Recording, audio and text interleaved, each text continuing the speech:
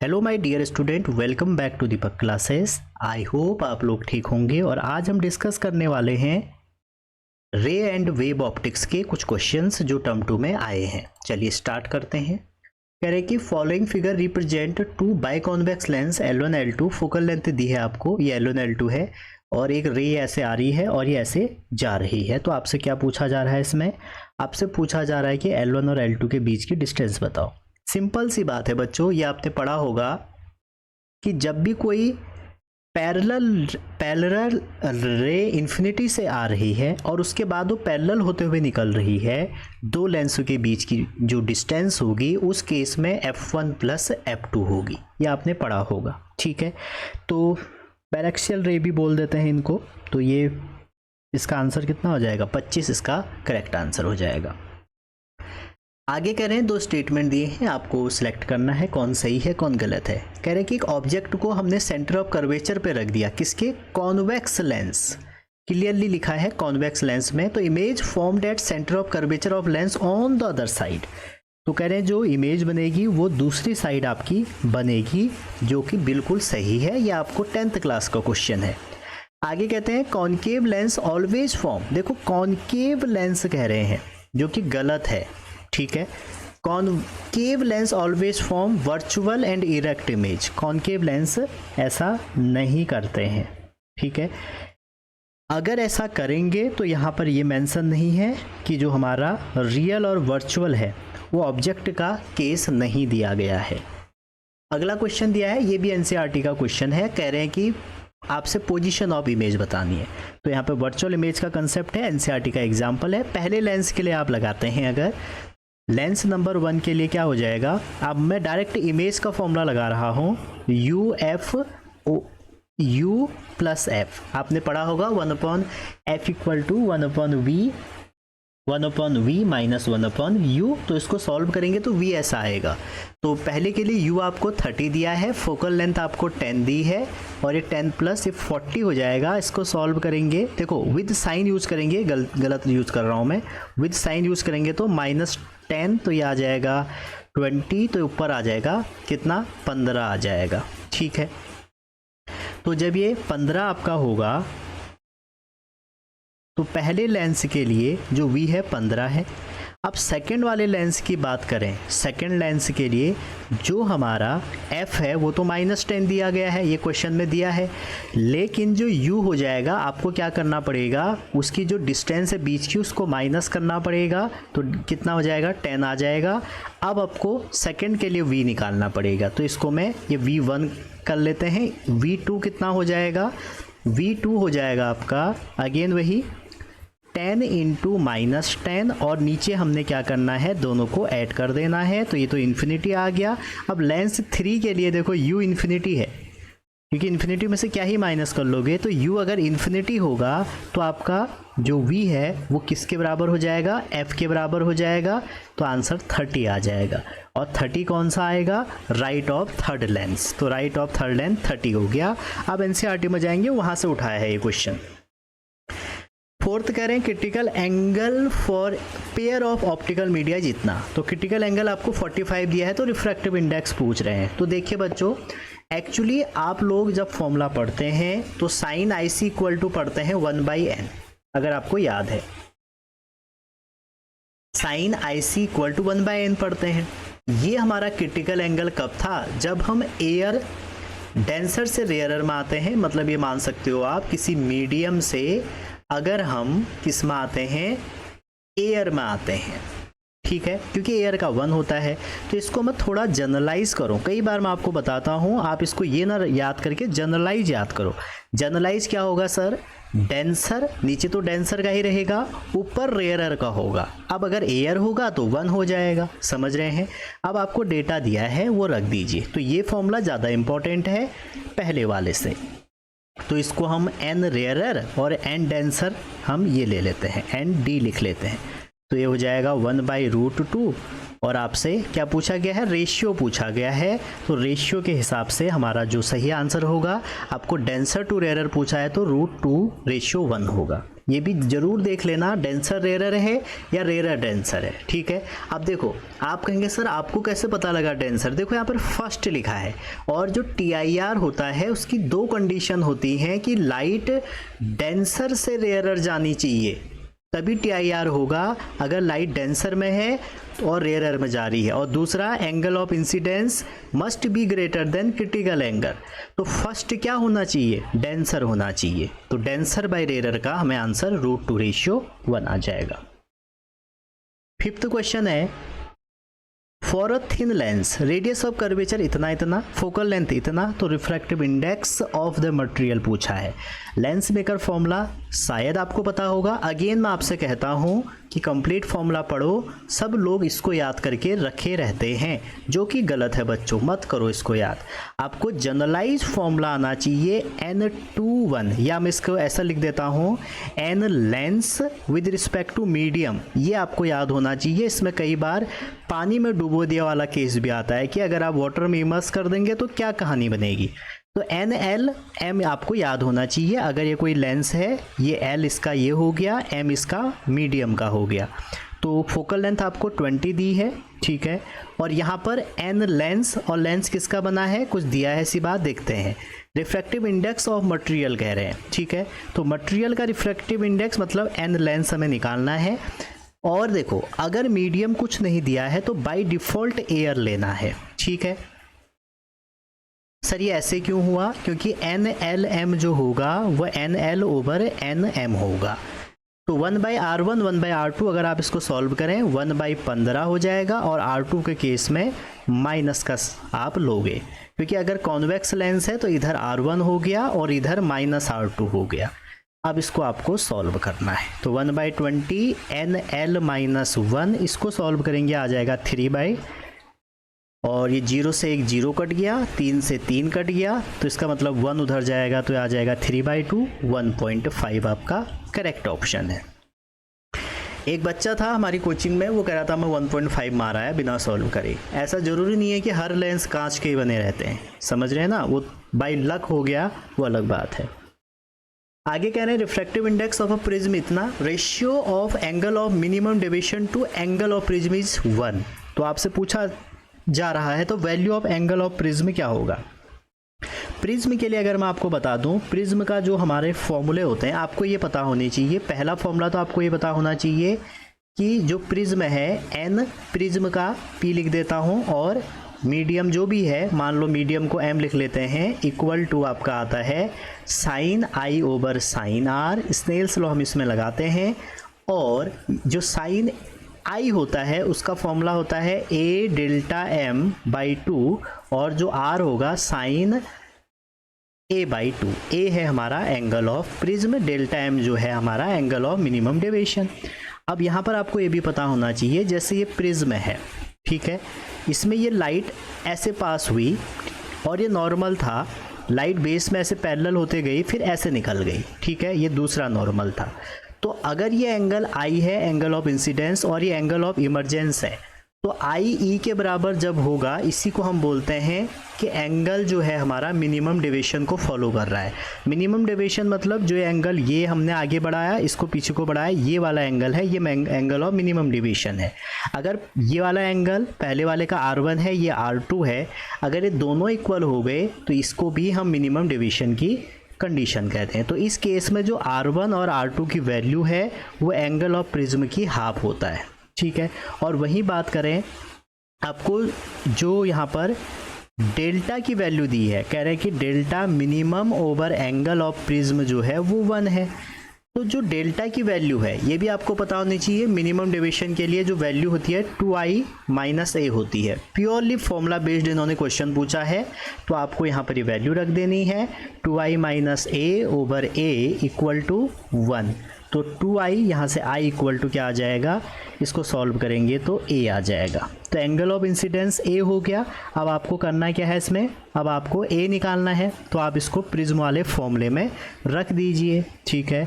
तो या आप एक काम करिए, इसमें नहीं भी रखते हैं, यहाँ पर स्नेल्स लॉ लगा दीजिए। तो जब आप इस इंटरफेस पे स्नेल्स लॉ लगाएंगे तो i × रिफ्रैक्टिव इंडेक्स तो हो जाएगा i × sin ऑफ i, पहला मीडियम 1 है तो एयर के लिए 1 हो गया, जब भी कुछ दिया नहीं रहता है तो एयर। इसका हमें रिफ्रैक्टिव इंडेक्स पता नहीं है, हमने इसको n ले लिया और साइन r, ठीक है, और r की वैल्यू हमें पता है a/2, ये जो r1 है, ठीक है, और i की वैल्यू आपने निकाल ली है, साइन a हो गया, refractive index n, sign a/2, और साइन a को आप ओपन करेंगे 2 साइन a/2 कॉस a/2 और equal to as it is आप नोट कर लेंगे।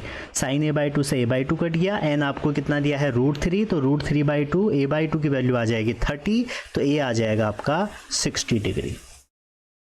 नेक्स्ट 2 स्टेटमेंट दिए हैं, कह रहे हैं when the light pass through prism red light bend lesser then yellow and violet.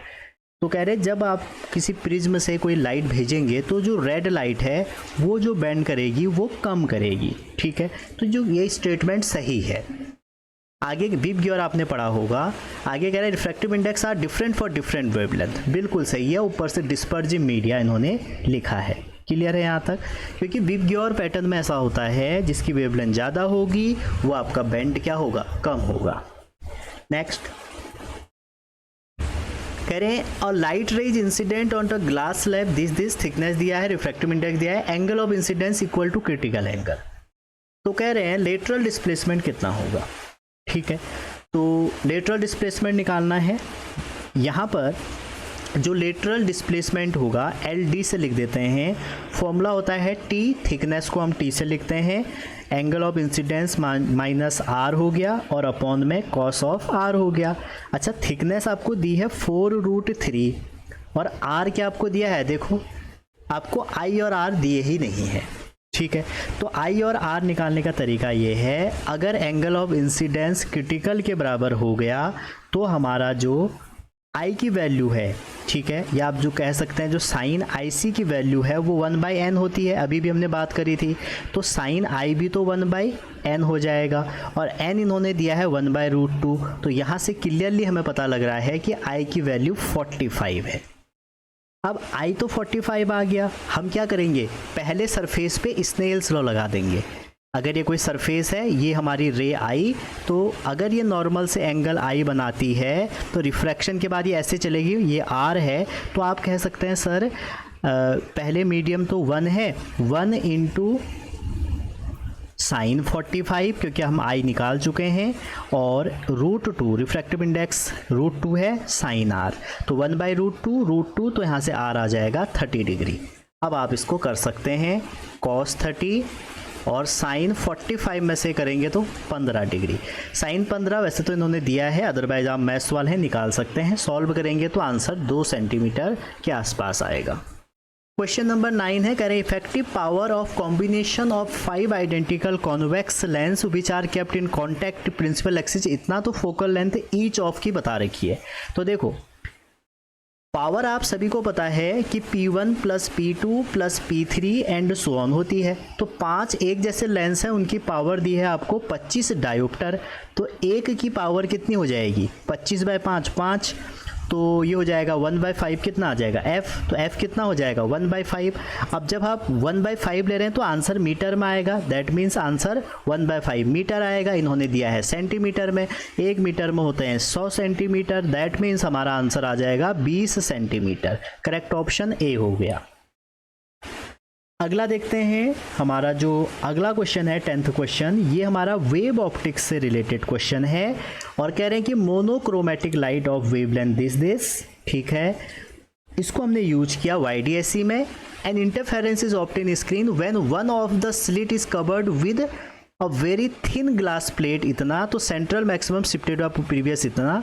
तो ये क्वेश्चन हमने पढ़ा है, जब हम आपने पढ़ा होगा कि एक सोर्स है, इससे दो, एक S1 और एक S2 कोहेरेंट सोर्स बनाते हैं जिनकी डिस्टेंस d होती है, तो स्क्रीन अगर हमारी ये है तो यहाँ पर एक पैटर्न बनता है, दोनों के इंटरफेरेंस का एक पैटर्न बनता है। अगर हम किसी एक लाइट के पाथ में एक T थिकनेस का स्लैब रख दें तो उससे होता क्या है बच्चों की शिफ्ट, हम जो हमारी फ्रिंज है वो शिफ्ट हो जाती है, और शिफ्ट कितने पार्ट डिफरेंस से होती है, μ-1 टी से होती है। कहने का मतलब है इक्वल टू ये एन लेमडा आप कर सकते हैं, इतने से वो शिफ्ट होती है। तो mu minus 1t equal to N lambda, तो अब आपको इसमें वैल्यू रखनी है, ठीक है। तो ये आपने पढ़ा होगा जब ये वाले इस टाइप के क्वेश्चन किए होंगे। तो ये सारा डेटा हमने इसमें रखा, तो टी की वैल्यू आपकी आ जाएगी 400 इंटू 10 की पावर -9 मीटर, तो आप इसको 4 म्यू एम बी कह सकते हो। अगला क्वेश्चन है इन YDSE experiment intensity at a point 1/4 of the maximum intensity, the minimum distance of point from central maximum कितना होगा। तो कहने का मतलब ये है कि जो YDSE एक्सपेरिमेंट है उसमें किसी पॉइंट की जो इंटेंसिटी है 1/4 ऑफ मैक्सिमम इंटेंसिटी है, तो मिनिमम डिस्टेंस कितना होगा। तो YDSE की जो इंटेंसिटी का फॉर्मूला है, क्योंकि दोनों स्लिट की क्या होती है, सेम डिस्टेंस होती है, सेम इंटेंसिटी होती है स्लिट की, क्योंकि कोहेरेंट सोर्स से बना होता है, तो ये बन गया। तो किसी पॉइंट पे जो इंटेंसिटी है वो इनिशियल जो मैक्सिमम है, मैक्सिमम या आई नॉट की वैल्यू भी आपको पता होनी चाहिए, 4I0 होती है या 4I होती है, 4I1 होती है। तो ये अगर I0 है तो यहाँ से आप फाई निकाल सकते हैं। तो इसको सॉल्व करेंगे, फाई कितना आ जाएगा, 2π/3 आ जाएगा। अब आपसे कह रहे हैं वहाँ पर आपको मिनिमम डिस्टेंस निकालनी है, ठीक है। तो पाथ डिफरेंस, ये जो हमारा फेज डिफरेंस है, ये होता है 2π/λ into phase difference, path difference equal to 2π/3 हो गया। आपको ये पता होगा पाथ डिफरेंस को अगर आप 2π/λ से इंटू कर देंगे तो फेज डिफरेंस पे हमें मिल जाएगा, ठीक है। अब देखो आपसे पूछा क्या है सेंट्रल मैक्सिमम, तो डेल्टा एक्स की वैल्यू क्या हो जाएगा, y/d/d। अगर y एक्सिस में हम उसको काउंट करते हैं डिस्टेंस को, तो यहाँ से आपको y निकालना है, तो y इक्वल टू हो जाएगा d/3d। तो आप वैल्यू रख दीजिए, तो ये हो जाएगा 600 इंटू 10 की पावर -9 इंटू 1 और अपॉन में 3 इंटू 10 की पावर -3। तो आंसर आ जाएगा 2 इंटू 10 की पावर -4।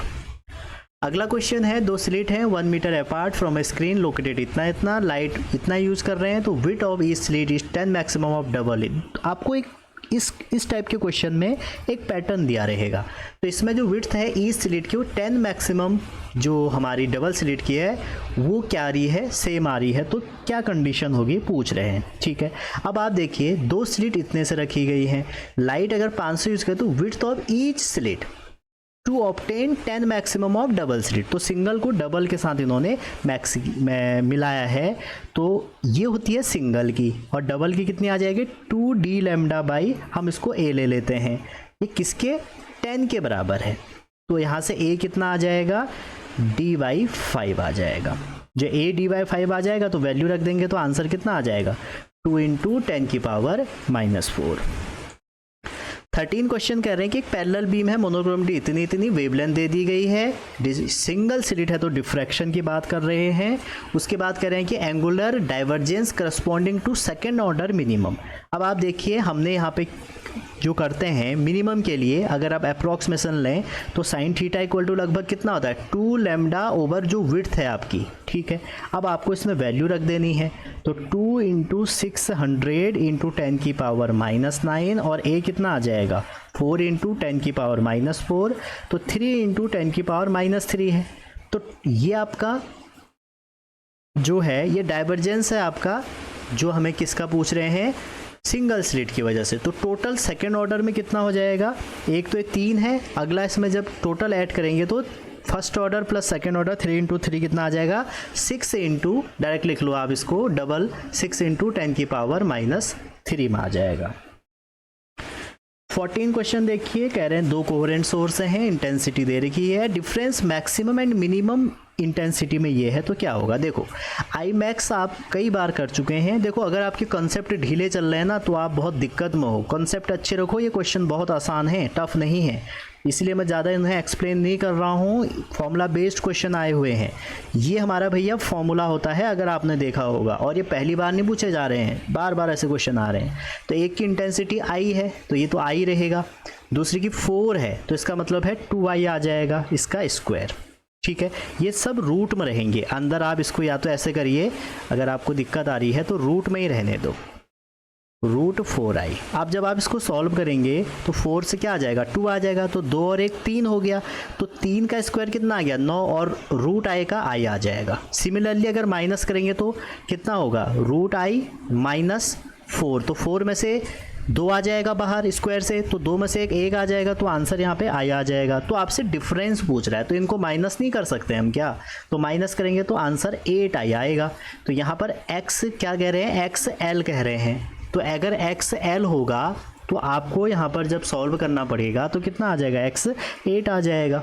नेक्स्ट क्वेश्चन कह रहे हैं in single slit experiment parallel beam of wavelength lambda दे रखी है, स्लिट विड्थ दे रखी है आपको, कह रहे हैं ट्रांसमिटेड लाइट कलेक्टेड और स्क्रीन स्लिट से उसकी डिस्टेंस भी बता रखी है। तो आप जो आपका मैक्सिमम होगा d लैम्डा बाई स्लिट की डिस्टेंस। ठीक है, तो आप d की वैल्यू रख लीजिए 550 इंटू 10 की पावर -9 इंटू 100 इंटू 10 की पावर -2 और अपॉन में दिया है आपको 0.2 mm। तो इसको सॉल्व कर लीजिए, आंसर आ जाएगा। आगे 16 क्वेश्चन करें, light emerge out of convex lens when source of light kept at a focus. अगर फोकस पे रखेंगे तो कह रहे हैं कि वेव फ्रंट का क्या शेप होगा, एनसीईआरटी का क्वेश्चन है, प्लेन होगा। कैसा होगा, देखो अगर ये आपका कॉन्वेक्स है और ये इसका फोकस है तो ये ऐसे लाइट निकलेगी इससे, और इसके बाद रिफ्रैक्शन होकर लाइट क्या हो जाएंगी, सारी पैरेलल हो जाएंगी। ठीक है, नेक्स्ट आगे कहते हैं इन YDSE एक्सपेरिमेंट, एक YDSE एक्सपेरिमेंट है, उसमें जो वेवलेंथ है आपकी वो कितनी है, वो 5 है, 5000 एंगस्ट्रॉन है, डिस्टेंस आपको दे रखी है, स्लिट की दे रखी है। कह रहे सेंट्रल जो मैक्सिमम है अगर वो x 0 पे है तो x कितना होगा। सिंपल सी बात है, फॉर्मूला लगा दो। आपको क्वेश्चन में सेंट्रल मैक्सिमम नहीं निकालनी है, आपको देखो इसमें लिखा है डिस्टेंस बिटवीन स्लिट इज इतना, screen 200 centimetre from the slit, तो मतलब d दिया है आपको, d दिया है, लैम्डा दिया है। ठीक है, लैम्डा की अब पूछा क्या जा रहा है, कह रहे हैं इसमें ये पूछ रहे हैं the central maximum is at x equal to 0 पे, x 0 पे क्या है, सेंट्रल मैक्सिमम है।